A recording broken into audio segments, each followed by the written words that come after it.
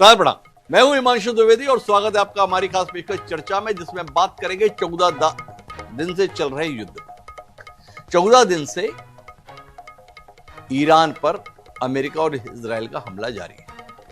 America, जो निर्विवाद रूप से विश्व की सबसे बड़ी आर्थिक और सामरिक ताकत है। इजराइल, जिसके संदर्भ में मान्यता रही है कि उसकी ताकत को किसी भी स्तर पर कम नहीं आंका जा सकता। ये दोनों ताकतें मिलकर उस ईरान को नेस्तनाबूद करने की कोशिश में जुटी हैं, जो लंबे अरसे से तमाम प्रतिबंधों के दौर से कर रहा था। जैसा रूस ने जब यूक्रेन पर हमला किया था तो विशेषज्ञों का अनुमान था ज्यादा से ज्यादा जंग 8 दिन की। टहलते हुए रूसी सैनिक जाएंगे, कीव पर कब्जा करके झंडा फहराएंगे, वापस आ जाएंगे। कमोबेश वैसे ही आकलन ईरान के संदर्भ में था। अमेरिका ने इराक के संदर्भ में ऐसा कब्जा करके भी दिखाया था, और डोनाल्ड ट्रंप ने अभी अभी वेनेजुएला में जो कर दिखाया था उसके आधार पर ट्रंप का भी मानना था कि बस ये कुछ दिन का काम है। लेकिन 14 दिन होने को है, जंग के खत्म होने के कोई आसार नहीं दिख रहे हैं। डोनाल्ड ट्रंप, जो लगातार अपने बयानों से चौंकाते हैं और उससे भी ज्यादा चौंकाते हैं अपने बयानों से पलटने को लेकर। वो आज कुछ बोलते हैं, कल कुछ बोलते हैं, परसों कुछ बोलते हैं। अभी पिछले 3-4 दिन से वो ये बता रहे हैं कि जंग खत्म, हम जंग को जीत चुके हैं। आज G7 की बैठक में डोनाल्ड ट्रंप ने कहा ईरान तो सरेंडर करने के लिए तैयार हो गया। पर ट्रंप के दावों के विपरीत जो कुछ भी जमीन पर दिख रहा है, वो दुनिया में घट रहा है, वो बता रहा है कि अमेरिका ठीक ठाक तरीके से फंसा और इजराइल के भी अंजर पंजर खासे ढीले हो रहे हैं।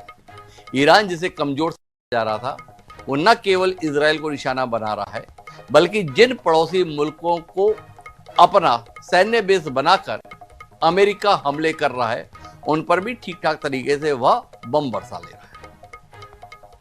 हालत यह है कि ईरान लगातार मुकाबला कर रहा है। खामनेई की मृत्यु के बाद उनके बेटे ने सत्ता की कमान ट्रंप की मर्जी के विपरीत संभाल ली है और उन्होंने आखिरी दम तक लड़ने का ऐलान कर दिया है। तो आज हम इस बातचीत में समझने की कोशिश करेंगे कि ये जंग कहां जा रही है।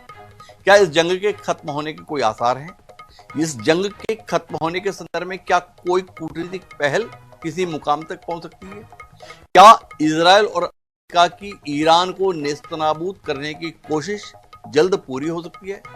या ईरान, जो लगातार पड़ोसी मुल्कों को भी निशाना बना रहा है, ऐसा अंतर्राष्ट्रीय स्तर पर दबाव पैदा कर सकता है कि इजराइल और अमेरिका को मिलकर अपनी सैनिक कार्रवाई को रोकना पड़े?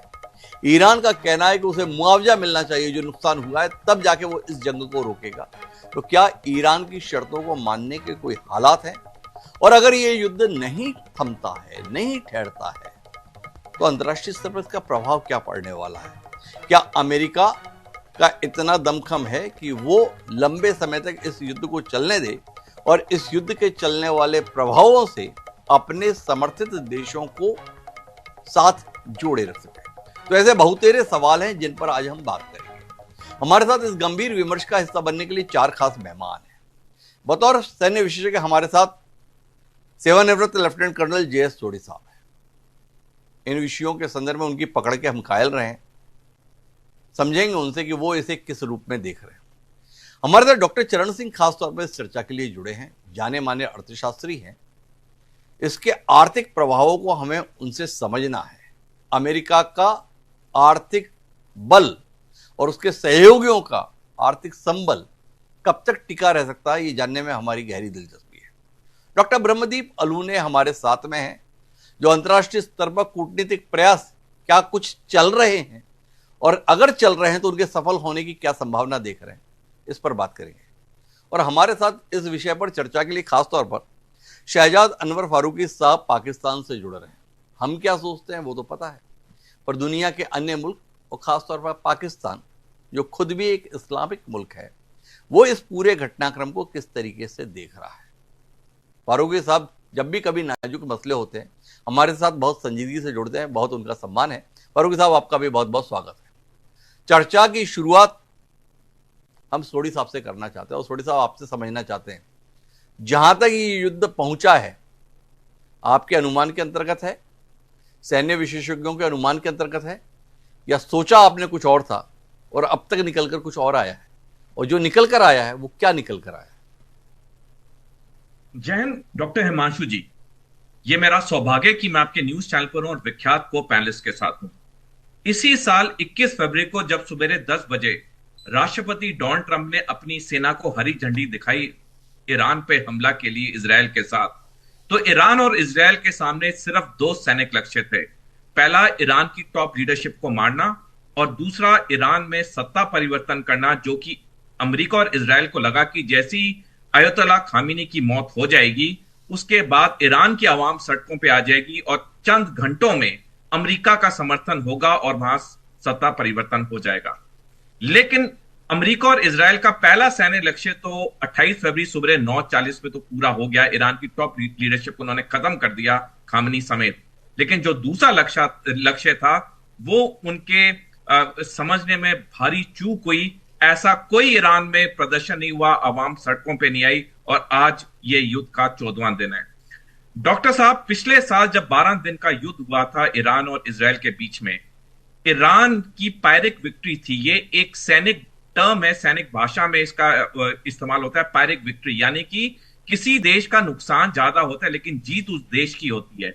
ईरान का नुकसान जरूर ज्यादा हुआ पिछले साल 12 दिन के युद्ध में, लेकिन ईरान ने इजरायल की राजधानी टेल अवीव को 1/3 बर्बाद कर दिया था, जिसके बाद नेतन्याहू को भाग के ट्रंप के पास जाना पड़ा और ट्रंप ने एक पाखंड सा एक ऑपरेशन मिडनाइट हैमर किया जिसमें ईरान का कोई नुकसान नहीं हुआ। तो जो पिछले साल का 12 दिन का युद्ध था, अमेरिकी राष्ट्रपति अच्छी तरह जानते थे कि ईरान के साथ लड़ना आसान नहीं होगा। यही सारे रक्षा विशेषज्ञ भी इस बात को मानते थे शुरू से ही, ईरान को हराना बहुत मुश्किल होगा। डोनाल्ड ट्रंप इस युद्ध में कूदना ही नहीं चाहते थे, लेकिन क्योंकि दो बड़ी चीजें हो गई 13 जनवरी के बाद। एक, एप्स्टीन फाइल का खुलासा होने लग गया जिसमें ट्रंप के नाम जगह जगह पे आने लगे, उन्होंने बाद में पेजों को छुपा भी दिया।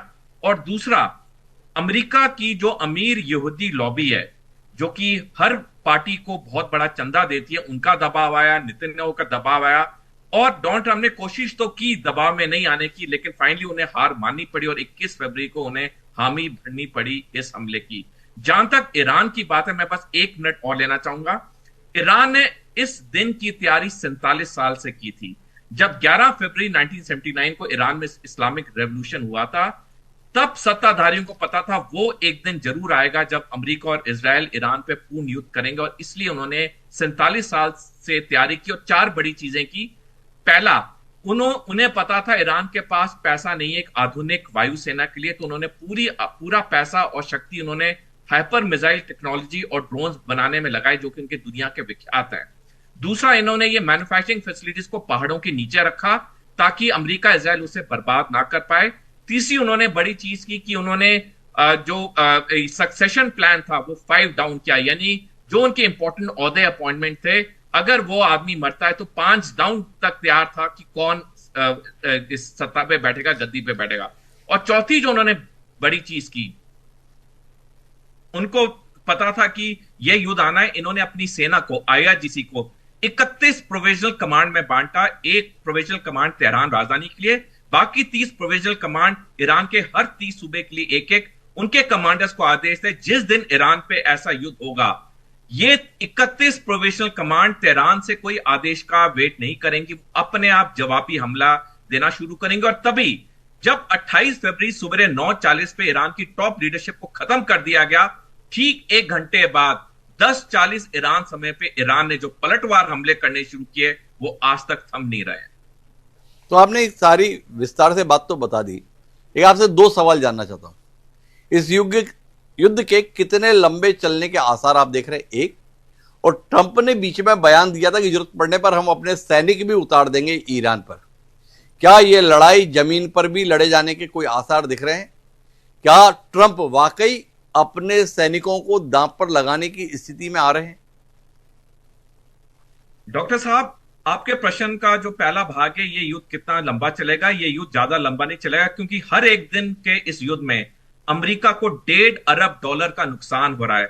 अगर ये युद्ध 6 महीने चलता है, $270 अरब का नुकसान अमेरिका को होगा। मिडिल ईस्ट के जितने देश हैं सब में तराई तराई मच रही है। सारे अमेरिका के साथ बैक चैनल टॉक्स में है, ईरान के साथ बैक चैनल टॉक्स में, क्योंकि अब वो और ये जो ईरान का ये जो दबाव या हमला है उसको बर्दाश्त नहीं कर पाते क्योंकि उनकी अर्थव्यवस्था पूरी तरह खत्म हो रही है।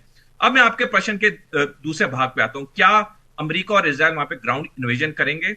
डॉक्टर साहब, मैं दर्शकों को एक साधारण सैनिक गणित बताना चाहता हूं।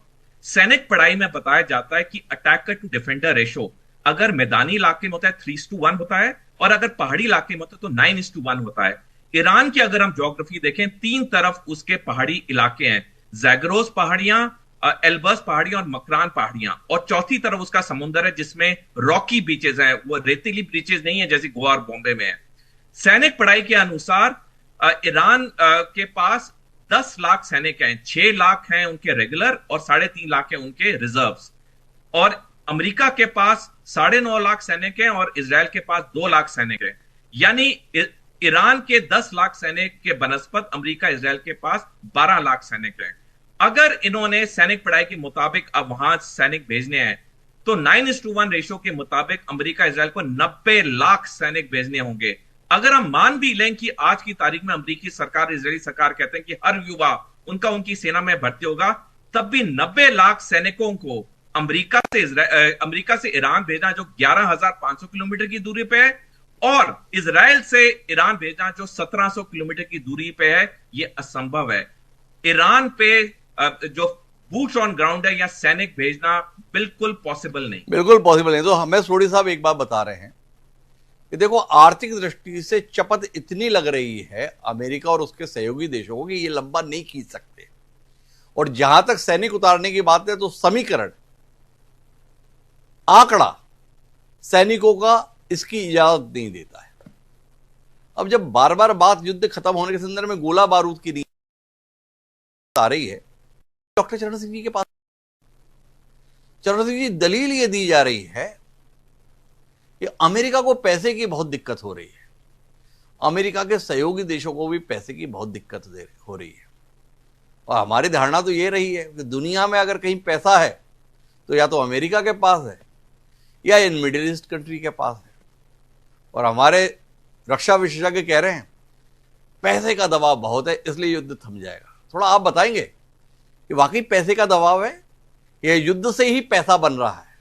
हथियार कंपनियों का जितना गोला बारूद पड़ा था सब खत्म हो रहा है, नए हथियार बनाने का मौका मिल रहा है, नए विमान खरीदने बेचने का दौर शुरू हो रहा है। क्या कहते हैं आप, युद्ध से व्यापार बढ़ रहा है या घट रहा है? तेल की कीमतें बढ़ रही हैं, ट्रंप बता रहे हैं तेल तो हमारे पास भी बहुत ज्यादा है, हमारी कंपनियां भी बढ़िया पैसा कमाएंगी, कोई दिक्कत की बात नहीं है। सिंह साहब थोड़ा समझाओ ना हमें, है क्या हालात? युद्ध फायदे का सौदा या नुकसान का सौदा हमलावरों के लिए? मेरी राय में पैसे की कोई कमी नहीं किसी के पास जी। ये इनकी बहुत बड़ा इंडस्ट्री है, ये उद्योगपति लोग हैं, इनके पास डिफेंस उद्योग है, फाइटर प्लेन्स हैं, एमुनेशन है, मिसाइल्स हैं, ये सारी चीजें इनके लिए युद्ध की मार्केट है। और इसलिए इस मार्केट पे अगर ये युद्ध ना लड़ें या इस सारी चीजों का इस्तेमाल ना करें तो इनको बड़ी कमजोरी जापती है कि अभी क्या करें, हमारा माल बिक नहीं रहा है। पैसे की तो कोई कमी नहीं है किसी के पास भी, कहने की बात है। हमारे से इतने ज्यादा प्रगतिशील ये देश हैं और इनके पास जिस तरीके का मिसाइल्स हैं, फाइटर प्लेन्स हैं, जितना इन्होंने खर्चा कर रखा है और जितना इन्होंने R&D लगाया है डिफेंस इक्विपमेंट पे, और जिस तरीके के इन्होंने आर्सेनल मेंटेन कर रखे हैं, और कितने ही वर्षों से इनका GDP का बहुत बड़ा आंकड़ा डिफेंस इंडस्ट्री, डिफेंस R&D पे जाता है, तो वो तो मुझे कोई वो नहीं लग रही है। मतलब बतौर आर्थिक विशेषज्ञ आपको लगता है कि इनके लिए तो युद्ध मुनाफे का सौदा है, इनके लिए प्रॉफिट युद्ध में है? और इस तरीके एक दूसरे के जो हथियार हैं उनको नीचे भी दिखाते हैं। अभी साफ दिख रहा है कि किसके पास कौन से अच्छे अच्छे हथियार हैं और कौन है जो कहता था उसके पास हथियार है वो हथियार चल नहीं पाते, तो वो साफ सामने दिख रहा है। तो जिन लोगों के हथियार चल रहे हैं उनकी मार्केट भी बढ़ रही है। उनका अच्छा, एक और बात बताइए चरण सिंह साहब, डॉलर का भविष्य क्या देखते हैं? आपने कहा कि पैसे की कोई कमी नहीं है, ये सब व्यापारिक देश हैं, उद्योगपतियों वाले हैं, मार्केट टूट रहा है। 83-84 हजार पर हमारा सेंसेक्स था, 75,000 पे आगे खड़ा हो रहा है। बता रहे 16 लाख करोड़ डूब गए, 20 लाख करोड़ डूब गए। पर इससे भी महत्वपूर्ण जो आपसे समझना है वो ये है कि डॉलर का वैल्यू बने रहने में बड़ा योगदान इस मिडिल ईस्ट के पेट्रोल का था, जिसे पेट्रो डॉलर करके पुकारा गया। पहले डॉलर की कीमत थी गोल्ड के आधार पे। अमेरिका ये बताता था कि हमारे पास गोल्ड रिजर्व है, इसलिए आप जो भी व्यापार करना है वो हमारे गोल्ड के आधार पर करो। बाद में बताया गया कि अमेरिका भी फिसल गया, डॉलर की छपाई ज्यादा कर दी, उसके मुकाबले उसके पास सोना रहा नहीं, तो उसने इन गल्फ कंट्रीज के साथ में कर लिया कि तुम्हारे को सुरक्षा हम देंगे और तुम्हारे पेट्रोलियम उत्पादों के संदर्भ में खरीदारी डॉलर में तुम करो, तो डॉलर की वैल्यू बनी रही। अब लोग बोल रहे हैं कि मिडिल ईस्ट में पैसे की किल्लत आ रही है, अब सब अपना पैसा अमेरिका से निकालने के चक्कर में है, इसलिए डॉलर के भविष्य को लेकर आशंका है। आपका आकलन क्या है? पेट्रो डॉलर खतरे में है? देखिए, डॉलर पहले देख लीजिए कि जो भी करेंसी होती है उसकी कीमत इस बात पे बैठती है कि उनकी अर्थव्यवस्था कैसी है जी। इस टाइम पे अमेरिका 25% पूरी दुनिया में 200 से ज्यादा देश है और करीब 8 बिलियन पॉपुलेशन है। अमेरिका के पास सिर्फ 330 मिलियन पॉपुलेशन है और ये करीब 25% पूरी दुनिया का इनकम को रिकॉर्ड करते हैं। इनके लिए हम लोग कोई कीमत नहीं रखते। आपको मैं एक मिसाल देता हूं। इनकी पर कैपिटा इनकम $85,000 है, मेरी पर कैपिटा इनकम 2,880 है। 3% इनकी इनकम का आपके घर में जो काम करने वाली है उसकी 10% होगी आपकी इनकम के बराबर, आपके ड्राइवर की भी उतनी होगी, पर इनकी हम लोग 2 या 3% इनकम रखते हैं। इनकी अखबारें पढ़िए, हमारे बारे में कोई चर्चा नहीं। इसलिए अगर आप ये सोच रहे हैं कि हमारे यहाँ पर कुछ दिक्कतें आ रही हैं तो इन पे असर पड़ेगा, कोई असर नहीं पड़ेगा। ये बहुत विकसित अमीर देश है। हमारे पास हफ्ते 10 दिन 15 दिन में आप अखबारों में पढ़ रहे हैं कि सिलेंडर नहीं मिल रहे, दुकानें बंद हो गई, रेस्टोरेंट बंद हो गए। इनके पास 1 से 2 साल के भरे भंडार ऑयल के पड़े हुए हैं। इनको इनके वहां प्राइसेस में भी कोई अंतर नहीं आने वाला। इसलिए जब इतनी मजबूत अर्थव्यवस्था है, इस डॉलर को छेड़ना इतना आसान नहीं होगा। अच्छा, ये बात बताइए, आपने बताया कि डॉलर की कीमत वहां के प्रोडक्टिविटी और उसके एसेट पर है, पर सबसे ज्यादा महंगी जो मुद्रा है वो तो इंग्लैंड की है, ब्रिटेन की। पाउंड डॉलर से भी महंगा है, पर जाता हूं इंग्लैंड तो लगता नहीं कि उसकी हालत ऐसी कि उसकी मुद्रा की इतनी कीमत होनी चाहिए। साहब, बात नहीं है। आप इंग्लैंड में जाके देखिए, उनका देखिए विकास कितना ज्यादा है। और जो इंग्लैंड की मुद्रा है, जो आप पाउंड रुपी की रेट की बात कर रहे हैं, 100 से ज्यादा है, वो आज का नहीं है। इंग्लैंड करीब 200 साल दुनिया का सबसे अमीर विकसित देश था। अमेरिका करीब 100 साल से सबसे अमीर देश है। लोगों ने अपने विकास के दर पर, विकास के कारण बहुत विकसित हुए हैं। उसके पास इनकी अर्थव्यवस्था में क्षमता है, और जो डॉलर होता है वो क्षमता पे निर्भर होता है। चीन बड़े देर से प्रयत्न कर रहा है, बहुत वर्षों से प्रयत्न कर रहा है, किसी तरीके मैं इस डॉलर को डगमगा सकूं। मार्क कार्नी कनाडा के प्रधानमंत्री नए बने हैं, वो एक अर्थशास्त्री हैं, उन्होंने भी कुछ प्रयास किए हैं। डॉलर को हिलाना अगले 25-30 साल इतना आसान नहीं होगा। डॉलर उतना ही स्ट्रांग चलता जाएगा। नई करेंसी जो सामने आ रही है वो यूरो आ रही है। पाउंड स्टर्लिंग तो बीती हुई करेंसी है, पर यूरो जो है सामने आ रहा है। पर यूरो में जितने देश हैं, कुल मिलाकर वो सारे देशों की अगर अर्थव्यवस्था का बोझा देखें, भार देखें, उनकी परसेंटेज देखें, तो वो अमेरिका से कम है, सब देशों को मिलाकर। इसलिए जो अमेरिका का डॉलर है ये बना रहेगा। सबसे महत्वपूर्ण बात जो चरण सिंह जी का आकलन है वो हमारे रक्षा विशेषज्ञ के ठीक उलट है। आर्थिक दबाव के चलते युद्ध का समाधान की उम्मीद अगर दुनिया लगा रही है, तो चरण सिंह जी का कहना है इसकी कोई संभावना नहीं है। पैसे की ना कोई किल्लत है, ना कोई दिक्कत है। पर क्या अंतर्राष्ट्रीय स्तर पर कोई दबाव की स्थिति है? एक इस्लामिक मुल्क ईरान पर इस तरीके से कहर बरपाया जा रहा है, स्कूल पर हमला हो रहा है, 150 से ज्यादा बच्चियां मारी जा रही हैं। क्या इस्लामिक मुल्कों में इसको लेकर कोई बेचैनी है? क्या अंतर्राष्ट्रीय स्तर पर अमेरिका पर दबाव बनाने की, इजराइल पर दबाव बनाने की कोई हलचल है? हमारे साथ शहजाद अनवर फारूकी साहब हैं, उनसे समझने की कोशिश करते हैं ईरान पर हमले को लेकर क्या सोचता है पाकिस्तान और क्या समझ पा रहे हैं वो दुनिया की बाकी समझ को। फारूकी साहब। बिस्मिल्लाह रहमान रहीम। बहुत शुक्रिया डॉक्टर साहब, और आप सबकी खिदमत में आदाब, नमस्ते और सत श्री अकाल। गुजारिश ये है कि इसमें तो कोई शक नहीं है कि ये एक मुसलमान मुल्क पे हमला है, और पाकिस्तान और उस जैसे बेशुमार जो इस्लामी मुल्क हैं उनके लिए एक बड़ा इम्तिहान है कि वो इस समय पे क्या करें और किस तरफ जाएं।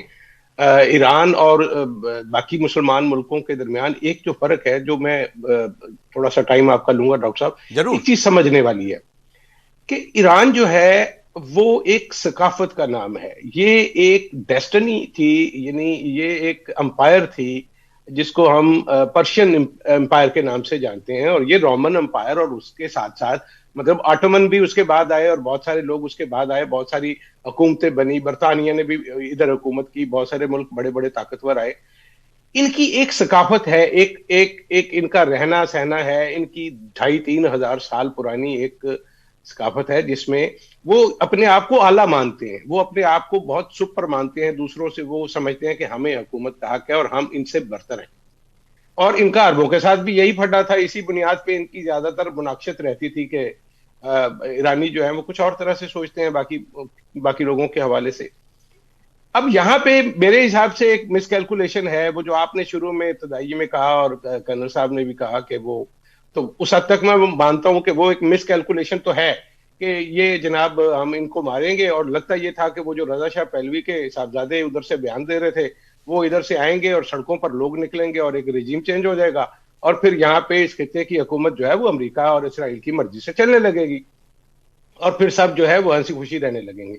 प्रॉब्लम ये हुई कि वो जो 28 फरवरी वाला मामला था वो काउंटर प्रोडक्टिव हुआ जी। वो जो थोड़ी बहुत अनरेस्ट थी ईरान के अंदर, जो लोग उस शिया तसल्लुत को पसंद नहीं करते थे या बाकी फिकों से ताल्लुक रखते थे या उनका कोई नजरियाती या वो इतना सख्त किस्म का इस्लाम नहीं चाहते थे, वो लोग थे मौजूद, ऑलरेडी थे वो तो, उसमें मुझे तो नहीं लगता कि हम में से किसी को इनकार होगा। लेकिन अब आपने ये किया कि आपने रमजान के महीने में एक मान मुल्क में उसके सरबराह को शहीद कर दिया, और इस तरीके से आपने पैगाम दिया कि आप ताकत के जोर पे अब बिल्डोज कर देंगे सबको। अब ईरान के जो रहने वाले लोग थे उनके लिए ये काउंटर प्रोडक्टिव साबित हुआ, और बजाय इसके वो हुकूमत के खिलाफ निकलते वो हुकूमत के पे निकल आए। उनको लगा कि हुकूमत मजलूम है और हमें इस वक्त हुकूमत के साथ होना चाहिए और हमें हुकूमत का साथ नहीं छोड़ना चाहिए। तो ये बात तो मैं इधर अपने इधर टीवी चैनल्स पे मैं ये कहता आ रहा हूं कि ये जो ईरानियन हैं ये मर जाएंगे लेकिन ये सरेंडर नहीं करेंगे और किसी सूरत नहीं करेंगे। आप इनकी वो जो मिसाइल कैपेसिटी है उसको खत्म भी कर देंगे, तो ये ग्रेनेडों से लड़ेंगे, ये रॉकेट लॉन्चरों से लड़ेंगे, और अगर खुदा न खास्ता कभी कोई सिचुएशन, और वो चाहेंगे, मैं समझता हूँ कि ईरानी ये चाहते हैं कि बूट्स ऑन ग्राउंड आए और वो फिर इनको बताएं कि किस तरह से आप हमारे मुल्क का फैसला करते हैं। दूर से बैठ के जंग लड़ना बहुत मुश्किल है। इवन आप देखिए कि रूस की सरहद अफगानिस्तान के साथ लगती थी, अभी उनकी जहां पे जंग जारी है वहां पे की सरहद लगती है, इसके बावजूद जमीनी तौर पर किसी मुल्क के ऊपर कब्जा करना वो खालाजी का घर तो नहीं है।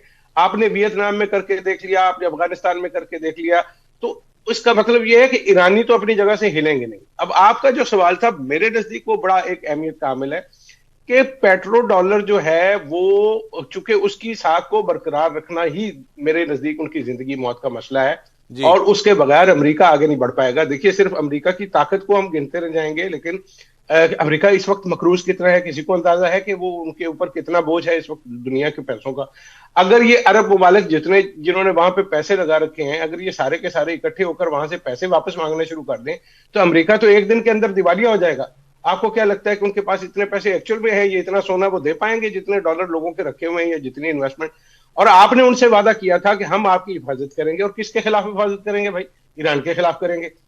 अब ईरान जब सामने से आ रहा है तो अब आपके पास उसका कोई जवाब ही नहीं है। उल्टा उन देशों में यह भी एक सवाल पैदा हो रहा है कि क्या हमें मुसलमान मुल्कों के खिलाफ लड़ना चाहिए या ईरान के खिलाफ लड़ना चाहिए। अब यहाँ पे बहुत सारे लोग कहते हैं कि जी फला फला जो मुल्क है वो तो प्रॉक्सी है, मुसलमान मुल्क है, खलीजी मुल्क है, लेकिन कॉन्स्पिरेसी थ्योरीज लोग चला रहे हैं कि वो तो प्रॉक्सीज हैं इसराइल की और उनके खिलाफ लड़ना तो है ठीक है, ईरान के हक में जाती है ये बात। तो एक कॉम्प्लेक्स सिचुएशन है, और ईरान की जो हिकमत अमली मेरे नजदीक वो यही रही है कि वो इस लड़ाई को लंबे से लंबा खींचना चाहता है। जब लंबे से लंबा खींचा जाएगा, अब नए हुरमुज बंद रहेगी, जैसे आपको नहीं मिल रहा है पेट्रोल, हमारे यहाँ इधर एक रात में 55 रुपए उन्होंने बढ़ा दिया, अभी सुन रहे हैं कि 100 रुपए शायद और बढ़ा जाएगा। सुई गैस की तो अभी उस तरह से फिक्र नहीं है, हमारे पास सरप्लस है, लेकिन इसके बावजूद प्रेशर तो पड़ेगा। अब जजब प्रेशर पड़ेगा, लोग बाहर निकलेंगे, वो कहेंगे ये क्या हो रहा है। अच्छा, ये सिर्फ पाकिस्तान के इंडिया का मसला तो है नहीं जी, पूरी दुनिया की जो 25% जो एनर्जी की जरूरियात है वो आपने हुरमुज से पूरी होती हैं। अब अगर उधर से गुजर के जाना है सबने और वो नहीं मिलेगा तो दुनिया के हर मुल्क में महंगाई होगी और वो शोर मचाएंगे, भाई कि ये तुमने क्या तमाशा लगा रखा है, हमारी जिंदगी क्यों, लड़ाई आप लोगों की है, हमें किस मुश्किल में डाला हुआ है। एक बात। दूसरी बात, जब आप मुतबादल एनर्जी के लिए दूसरे मुल्कों की तरफ देखेंगे, आप रशिया के तेल मांगने के लिए जाएंगे या किसी और मुल्क से, और वो मुल्क जो है वो एंटी अमेरिका निकला और वो कहेगा कि मैं अगर डॉलर में तिजारत नहीं करता, तो ये तो काउंटर प्रोडक्टिव हो जाएगा। और अगर यही सूरत हाल चलती रही तो मुझे नहीं लगता कि इस जंग को तूल देना किसी भी सूरत अमेरिका के हक में है। ईरान को इसका फायदा हो सकता है। मुझे ये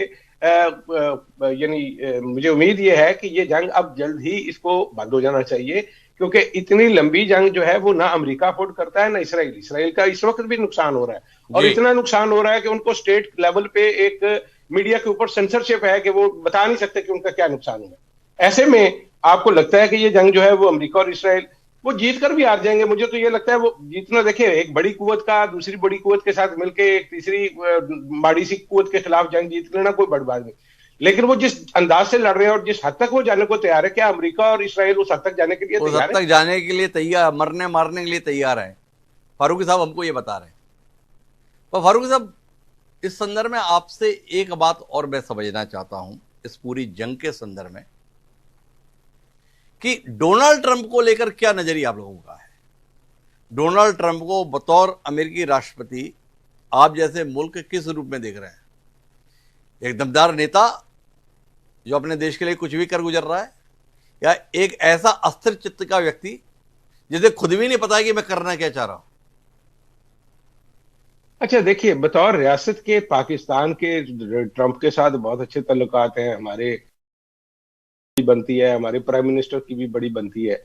लेकिन मैं चूंकि खुद अमेरिका में काफी अर्सा रहा हूं, मुझे वहां के हालात का भी पता है। वो लोग जो ट्रंप को लाए थे और उसके हक में वो जिस तरह से बातें करते थे, अब आजकल आप उनसे बातें करें तो उनको समझ नहीं आती कि ये हमारे साथ क्या हाथ हो गया है। ट्रंप साहब जो है, जिन्होंने इस वादे पे लोगों से वोट लिया था कि वो जंगें खत्म करने के लिए आए हैं, वो नई जंगें शुरू कर रहे हैं।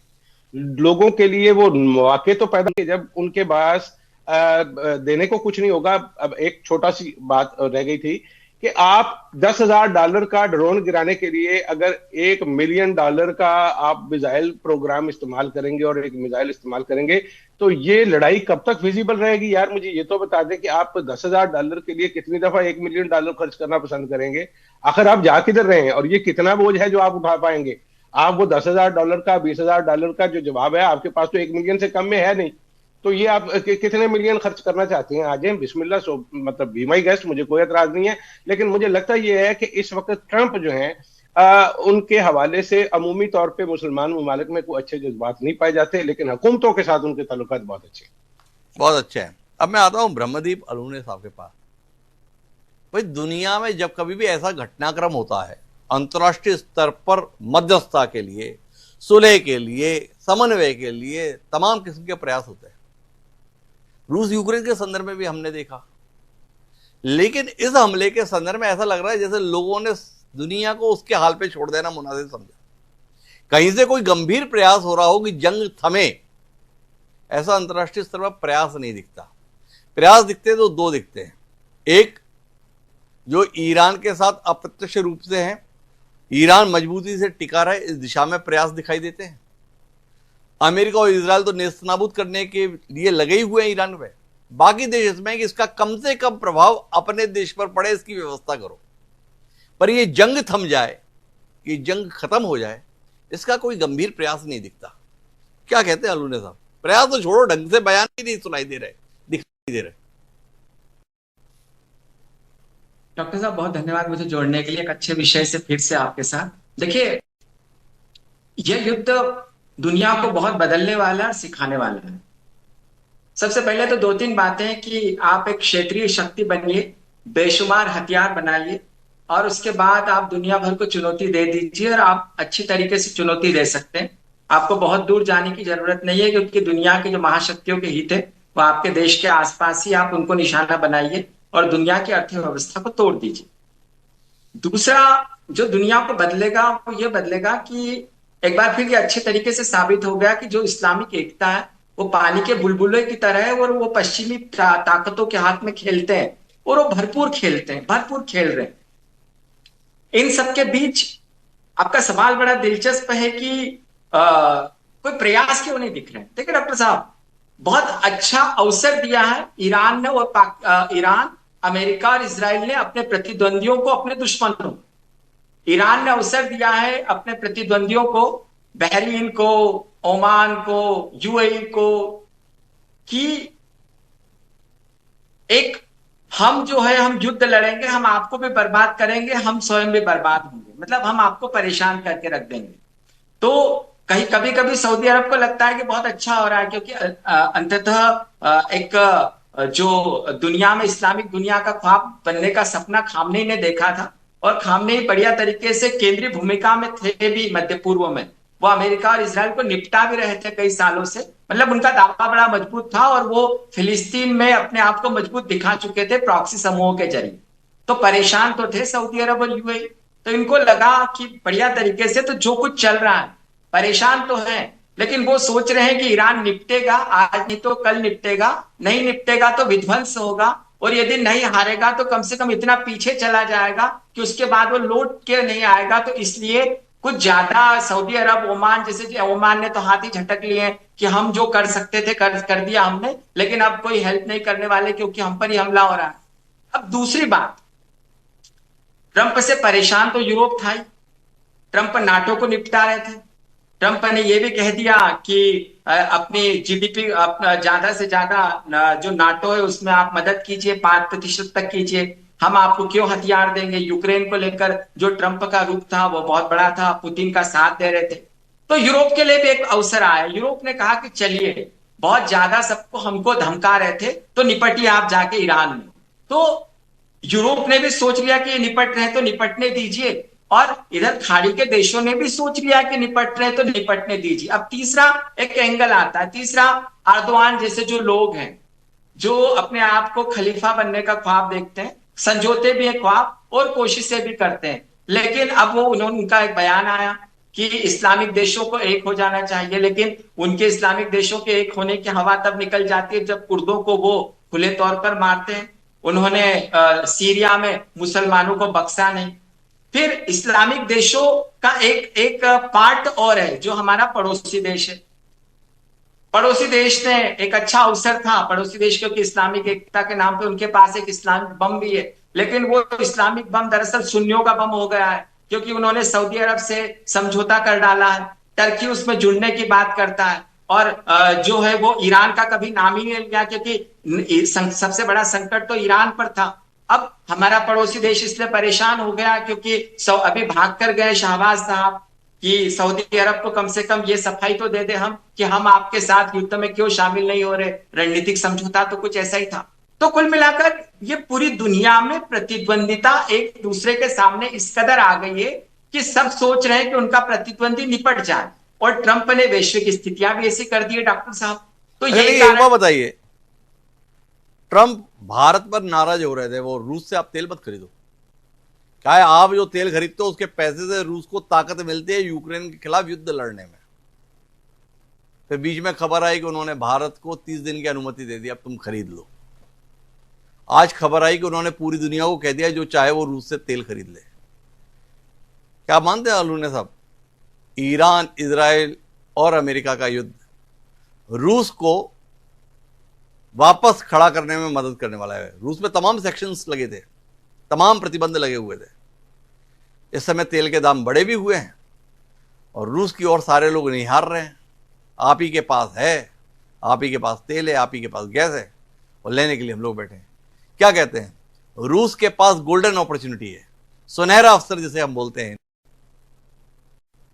जी बिल्कुल, देखिए डॉक्टर साहब, आप देखिएगा कि यदि आप अमेरिका और रूस का कंपैरिजन करें, खासकर पुतिन के आने के बाद दोनों देशों की विदेश नीति आप देखें, तो आप पाएंगे कि खासकर इस्लामिक दुनिया में रूस जो है उसकी स्वीकार्यता ज्यादा है।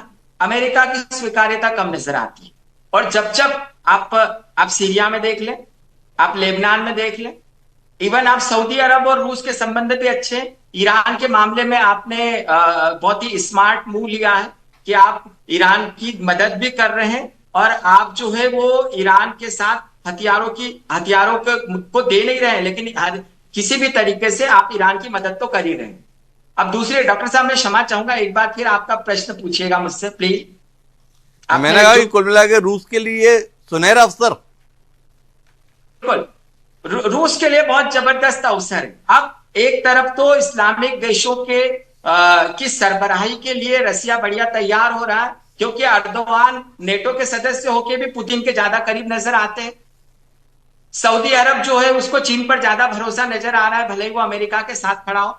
तो ऐसे में अब रूस यदि तेल बेचेगा, यदि उसकी अर्थव्यवस्था मजबूत होती है, कभी कभी लगता है कि ट्रंप पुतिन को बेवकूफ बना रहे हैं, लेकिन ऐसा भी लगता है कि पुतिन चुप रहकर ट्रंप को बहुत अच्छे से बेवकूफ बना रहे हैं। यूक्रेन युद्ध में भी आप देख लीजिए, दुनिया भर में भी देख लीजिए। तो आने वाले समय में इस युद्ध के बदलते परिणामों के बीच रसिया जो है वो मजबूत होकर निकलेगा। और एक बार रशिया मजबूत होकर निकलेगा, यह अनुलिनी जी का आकलन है। लेकिन मैं वापस थोड़ी साहब आपके पास आता हूं और आपसे जानना चाहता हूं कि ट्रंप क्या होकर निकल रहे हैं इस पूरे मामले में। ट्रंप जो सत्ता में आए थे ये कहते हुए कि मैं अमेरिका को अनावश्यक जंग से बाहर निकालूंगा, हमारा देश जबरदस्ती जंग में उतरता है। वो ट्रंप इस पूरे घटनाक्रम के तहत किस रूप में उभर कर आ रहे हैं, क्या देख रहे हैं आप? एक हारा हुआ राष्ट्रनायक या एक विश्व विजेता राष्ट्रनायक के तौर पर? वो बता रहे हैं जंग हम जीत चुके हैं, लगातार 4 दिन से सुना रहे हैं वो हमको, जंग अमेरिका जीत चुका है। आपकी समझ क्या बोलती है, अमेरिका जंग जीत गया?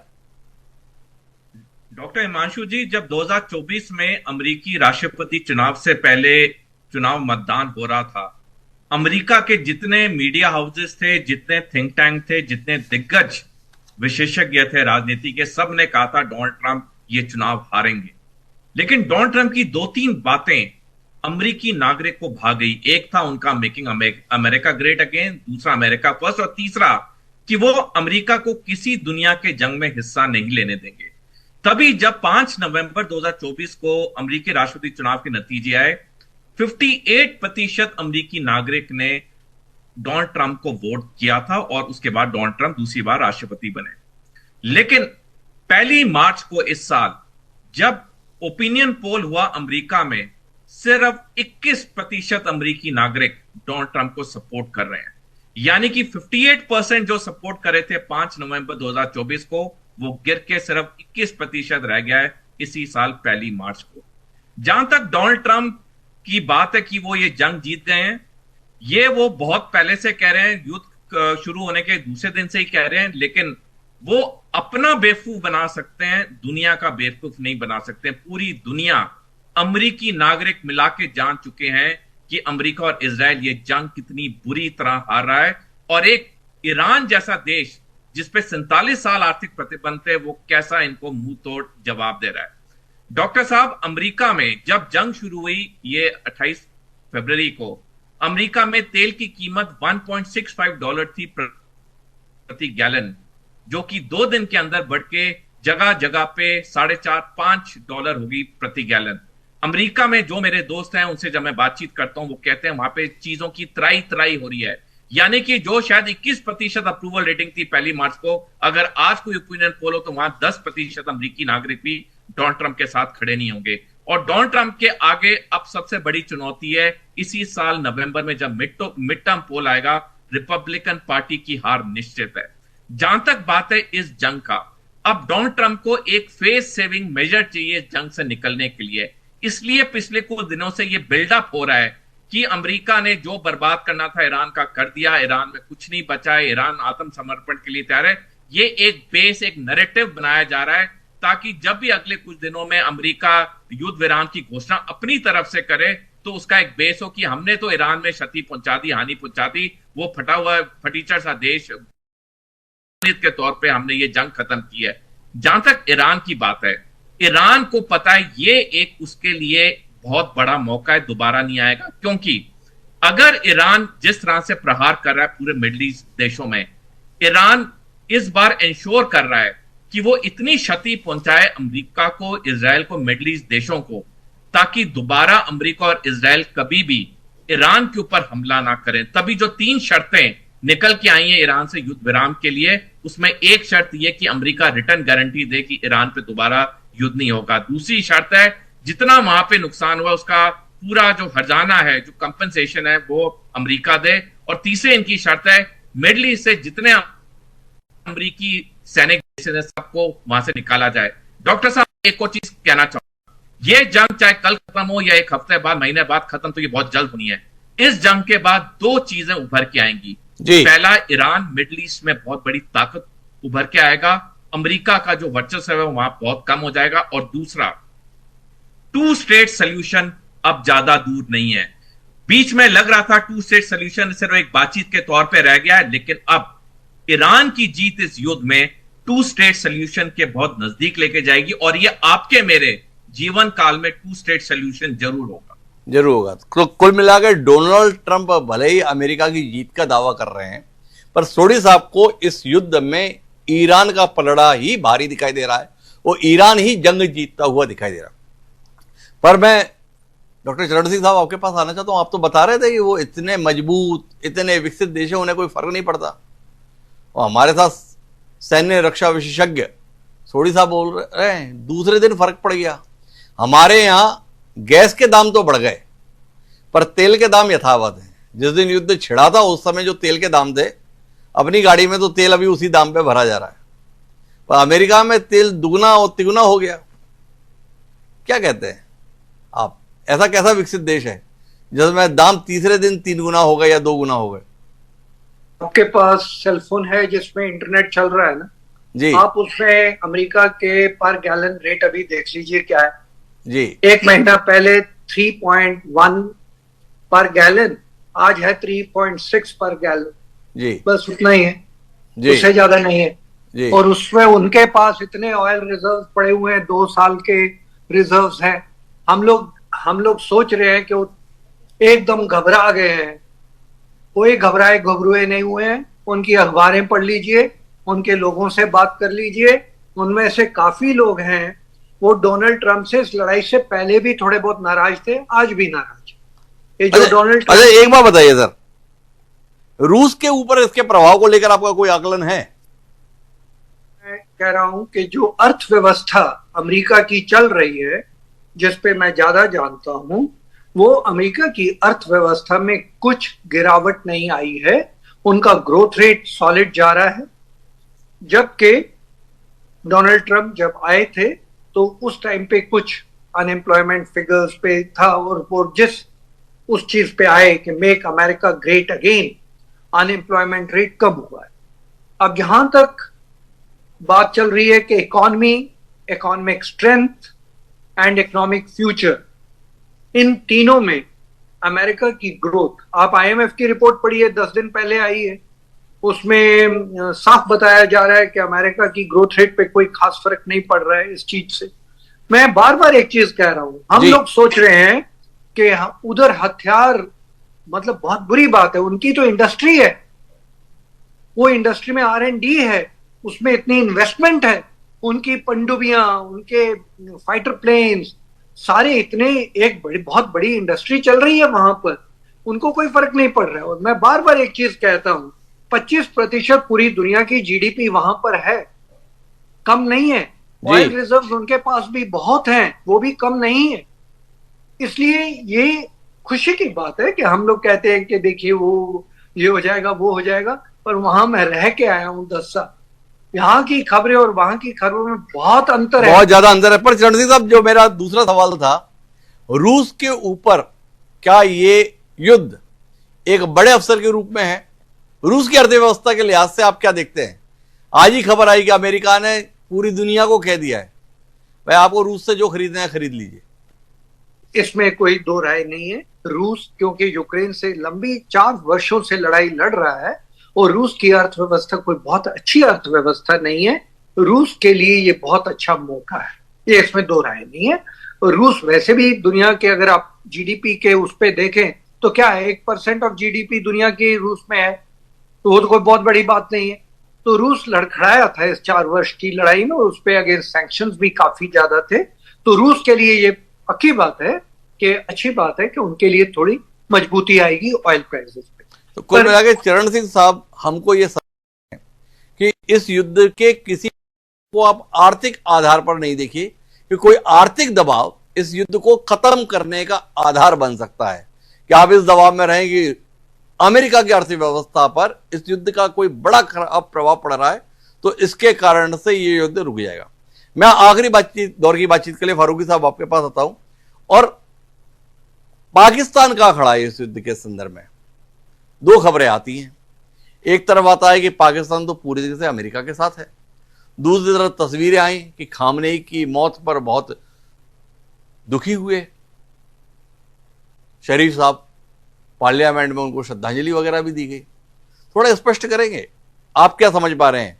पाकिस्तान इस युद्ध के संदर्भ में तटस्थ भूमिका में है, अमेरिका के साथ है या ईरान के साथ है? देखिए डॉक्टर साहब, ये मैंने पिछले सवाल के जवाब में अर्ज किया था कि पाकिस्तान एक मुश्किल जगह में है।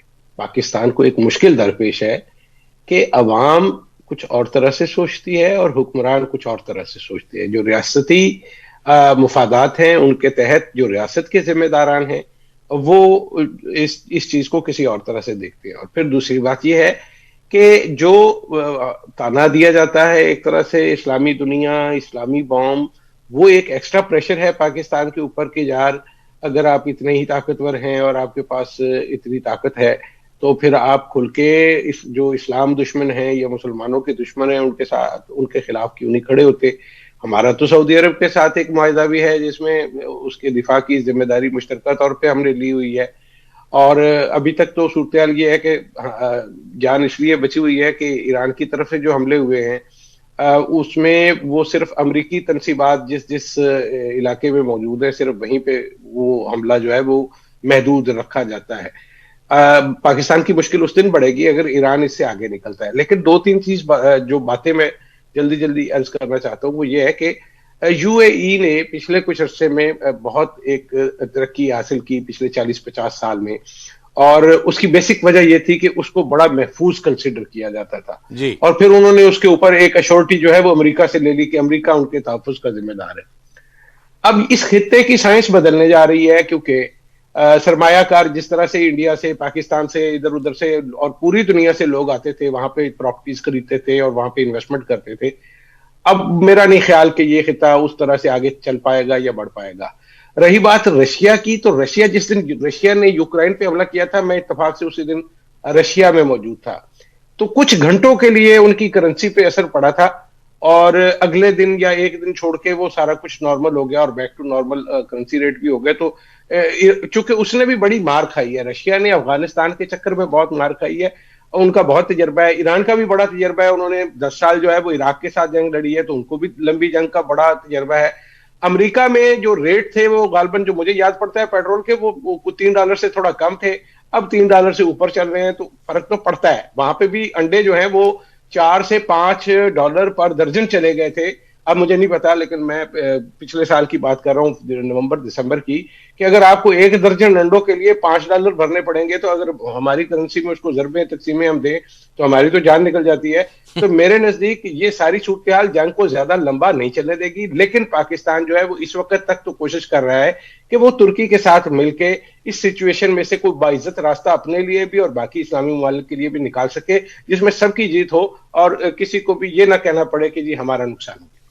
तो बड़े सुंदर तरीके से फारूकी साहब ने बता दिया कि संकट में है बाकी दुनिया भी और हम भी हैं, पर कोशिश कर रहे हैं कि किसी तरीके से अपनी साख भी बच जाए और अपने लोगों की जान भी बच जाए। तो मैं अलूने साहब आखिरी दौर पे हूं, भारत के लिए संकट कैसा है? भारत में खबरें कुछ आती हैं, फिर खबरें कुछ और हो जाती हैं। बताया कि वो हुर्मुज जल डमरू से हमारे जहाज गुजरेंगे, कल की खबर थी, आज वो आ रहा है कि नहीं नहीं नहीं बिल्कुल नहीं गुजरेंगे। क्या कहते हैं अलूने साहब, हम लोग द्वंद्व के शिकार हैं? बेशक मुझे कहने में कोई गुरेज नहीं है कि हम द्वंद्व के शिकार हैं, और हमको यह तय करना पड़ेगा कि हमारे रास्ते कौन से हैं। चाहे जितनी जटिलता हो, लेकिन किसी भी देश की जो विदेश नीति है वो तय रास्तों पर चलती है। और क्या पुराने तय रास्ते बेहतर थे, या जिन रास्तों पर हम चल रहे हैं, हम आदर्शों के साथ साथ अति यथार्थवादी तो नहीं हो गए? हमारे राष्ट्रीय हितों को देखकर यह हमको तय करना पड़ेगा। और हारमुज में अंततः चाइना के जहाज निकले और भारत के जहाज नहीं निकल पाए, इस सच्चाई को हमको स्वीकार करना पड़ेगा।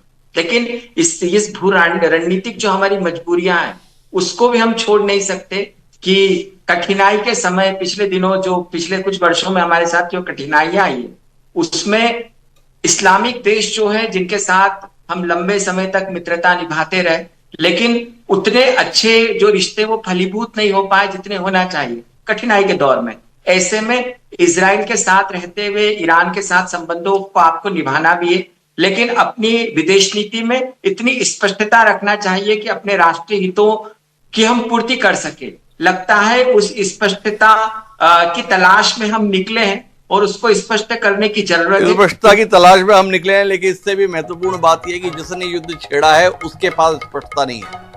हमारे पैनलिस्ट का मानना यह है कि जिन्होंने हमला किया है वो अब अपनी इज्जत बचाने की तलाश में है, इसलिए 3 दिन से चिल्ला रहे हैं कि हम जंग जीत लिए हैं, भले ही जमीन पर वह नजर ना आए। पर जंग जल्दी खत्म करने के लिए जरूरी हो जाता है कि आप अपने मुल्क को यह जाहिर करें कि आप जीत गए। ईरान पुरजोर कर रहा है कि हम जंग को जारी रखे हुए हैं और ट्रंप जंग को समेटने की कोशिश में है। देखिए ट्रंप कितनी जल्दी इस जंग को समेट पाते हैं, और जंग को समेटने के साथ साथ क्या अपनी इज्जत भी संभाल पाते हैं, ये जानने में दुनिया की दिलचस्पी।